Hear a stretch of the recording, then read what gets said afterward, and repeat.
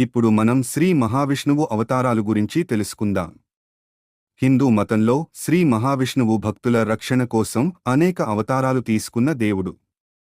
మనకు తెలిసిన ప్రధాన 10 అవతారాలు అయిన దశావతారాలు మాత్రమే కాకుండా ఆయన క్షుద్ర అవతారాలు కూడా చేపట్టారు. మనం దశావతారాలను ప్రధానంగా చూసుకుంటే మత్స్య, కూర్మ, వరాహ, నరసింహ, వామన, పరశురామ, రామ, కృష్ణ, బుద్ధ మరియు కల్కి అవతారాలు. కాని నిజానికి వీటితో పాటు మహావిష్ణువు అనేక చిన్న చిన్న అవతారాలను కూడా తీసుకున్నాడు.